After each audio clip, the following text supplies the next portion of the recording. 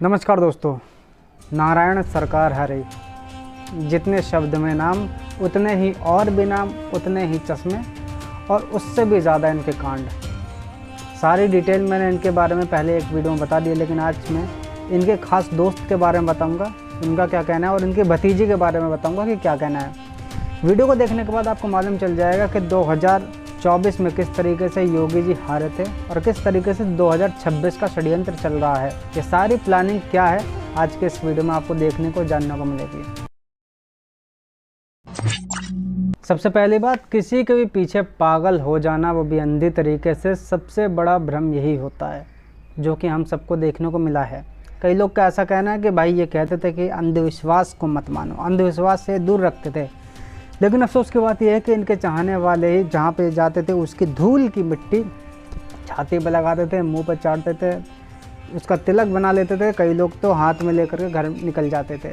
मुझे लगता है कि इससे बड़ा अंधविश्वास और कुछ हो नहीं सकता है। सारी सच्चाई और पोल पट्टी खुलने के बाद भी कई लोग आज भी इन पर विश्वास कर रहे हैं, साथ नहीं छोड़ेंगे कई लोग, मुझे मालूम है। इनकी भतीजी तो जातिवाद को लेकर भी बीच में आ गई। चलिए भतीजी के बारे में बाद में बात करेंगे। एक सबसे इम्पोर्टेंट प्रश्न आपके सामने खड़ा करता हूँ मैं। आपकी कोई प्राइवेट चीज़, कोई भी इम्पोर्टेंट बात या कोई भी इम्पोर्टेंट काम, आप खुद बताओ कि आप किससे सबसे ज़्यादा अधिकतर शेयर करेंगे। ऑप्शन 4 हैं, मम्मी पापा भाई या फिर बाहर के दोस्त। मुझे नहीं लगता कि प्राइवेट चीज़ लड़कीबाजी वाली, अगर आप लड़के हो तो लड़कीबाजी वाली, अगर आप लड़की हो तो लड़केबाजी वाली आप मम्मी से शेयर करेंगे या पापा से शेयर करेंगे या किसी अपने घर के सगे भाई बहन से। ये बातें आप शेयर नहीं कर सकते। आप ये बातें अपने दोस्तों को शेयर करेंगे। कुछ भी कांड होंगे तो मुझे नहीं लगता कि कांड करने से पहले या कांड करने के बाद आप इन तीनों में से किसी को भी शेयर करोगे। घर के फैमिली में से आप दोस्त को शेयर करोगे। तो कुछ भी काम होते हैं, बड़े बड़े कांड या छोटे कांड या कोई भी गलत काम करने से पहले आप अपने दोस्तों को ज़रूर बताते हो, उनसे बातें शेयर करते हो। तो यही काम सूरज जाटव ने भी किया था। अपने दोस्तों को सारा कुछ बता दिया था कि भाई मैं अब एक नई चीज़ खोलूँगा, बाबा भोलेनाथ बनूँगा और मैं पाखंड फैलाऊँगा, ऊट पटांग बातें सबको बताऊँगा और लोग मेरी बात मानेंगे। आमतौर पे क्या होता है, दोस्त हंसी मजाक में ले लेता है अबे क्या साला, दुनिया पागल नहीं है, सब समझदार है। तेरी बात को कौन मानेगा बे? सब समझदार है, सब में बुद्धि, सब में दिमाग है, तेरी बात तो कोई नहीं आने वाला। यही कहा जाता और यही होता भी है। लेकिन यहाँ पर भैया सूरज जाटव निकला, बड़ा खतरनाक वाले खिलाड़ी। इसने जो बोला और वो किया। हेड पंप में जाते थे, पानी भर के लेकर के जाते थे। शायद कुछ लोग कि भैया उस पानी से भी समस्या दूर हो जाती होगी, तो उनको बताना चाहता हूँ कि जिनको भी ऐसा लगता है कि उस पानी से भी उनकी समस्या दूर हो जाती थी, कुछ ना कुछ तुम्हारे कुकर्म होंगे ऐसे जिस भगदड़ में तुम्हारी जान बची। तो उस पानी से तुम्हारी समस्या दूर होती थी, यानी समझदार हो आप, समझ जाओ। सुनने में तो ये भी आया कि ये जो भाई साहब चश्मे पहनते थे ना, इन चश्मों का राज भी बहुत गहरा है। पहली बात तो चश्मे हरे पीले लाल गुलाबी रंगारूट सारे कलर के चश्मे थे, और सारे कलर के चश्मे अलग अलग दिन पहने जाते थे। अलग अलग दिन पहनने का मतलब ये था कि अगर ये चश्मा उतर जाएगा तो इनकी दिव्य दृष्टि अलग अलग चश्मे के हिसाब से अलग अलग बीमारियों को दूर करेगी। बताओ, ये बंदा धार्मिक बातें कर रहा है और वो भी चप्पल पहन के ये ज्ञान दे रहा है। अंधविश्वास से लोगों को बताते हैं कि ये दूर करता, और इसकी मिट्टी को लोग चाटते हैं, माथे पे लगाते हैं, घर लेकर के जाते हैं।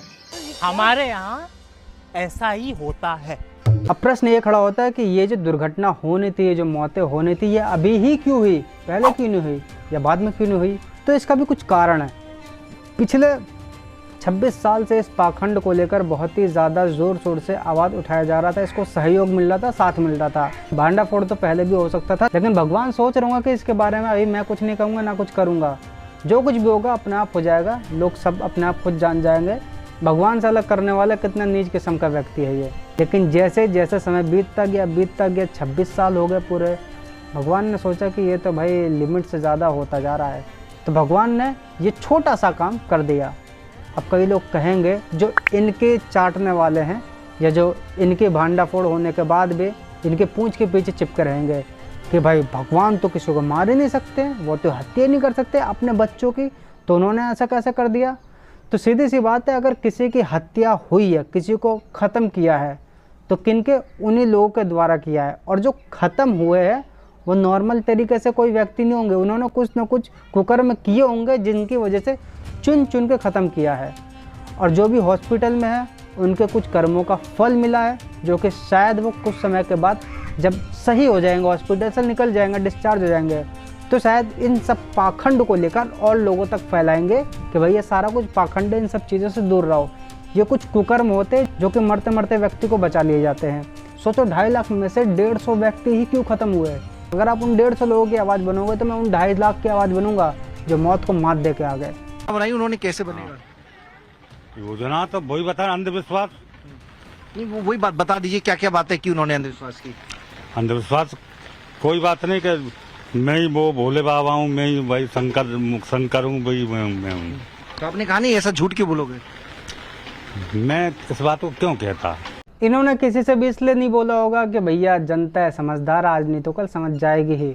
तुम कर रहे हो अपने लिए, कर रहा मैं कर रहा हूँ अपने लिए कर रहा हूँ। बड़ा खुलासा कर रहे हैं कि वो आपसे बातें साझा कर रहा था कि मैं ही भोले बाबा हूँ। हाँ। ऐसा मैं लोगों को बताऊंगा। हाँ, मैं ही भगवान हूँ, मैं ही भगवान। लेकिन इनको मालूम नहीं था कि जनता समझदार की तो बहुत दूर बात, पूरी पागल है।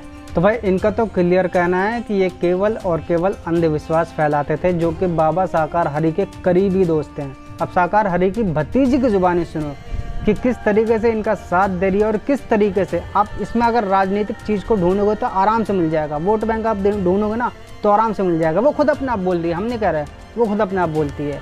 इसके बोलने से, लहजे से देखिएगा कि कितने गुस्से में तिल मिलाई हुई है, पूरी मतलब हरी मिर्च से लाल मिर्च बन गई, पूरी तीखी बन चुकी है। जानबूझकर जलन होती है ना, लोगों को जलन होती है, जल रहे होंगे, कोई मन में भ्रम पाल लिया होगा उन्होंने।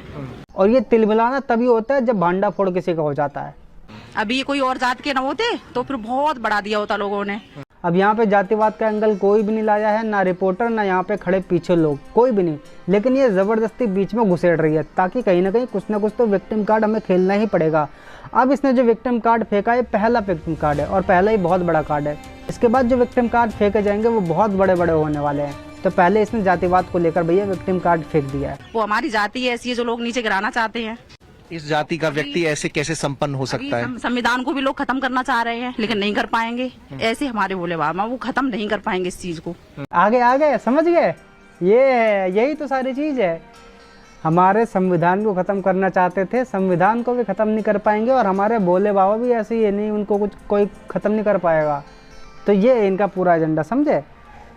संविधान 2024, योगी का इलेक्शन किस तरीके से हारे, मोदी किस तरीके से हारे, 2026 का इलेक्शन, संविधान, समझ रहे सारे वोट कहाँ जा रहे, वोट बैंक कहाँ जा रहा है। यह है इनकी रणनीति, यह है इनकी राजनीति। अरे बाबा की भतीजी, अगर तेरे बाबा इतने ही अच्छे, इतने सच्चे, तो भैया काहे संविधान को लेकर तुम डर रहे हो, मानवता को लेकर काहे को डर रहे हो, जब खुद ही स्वयं भगवान साक्षात है वो, है ना। मैं चाहता हूँ कि मेरी ये वीडियो स्पेशल उन लोगों तक पहुँचे जो ब्राह्मण, चमार, ऐसा मतलब जातिवाद बहुत ज़्यादा करते हैं कि हमें मंदिर में नहीं जाने दिया जाता है, हमें मंदिर से बाहर भगा दिया जाता है, बर्तन नहीं छूने देते हैं, मोहल्ले से बाहर कर दिया जाता है। तो ये सबसे बड़ा एग्जाम्पल है उन लोगों के लिए कि भाई अपने कर्मों के हिसाब से कोई भी व्यक्ति कहीं कहीं पहुँच सकता है, चाहे सच्चाई बता करके या पाखंड फैला करके। नमस्कार।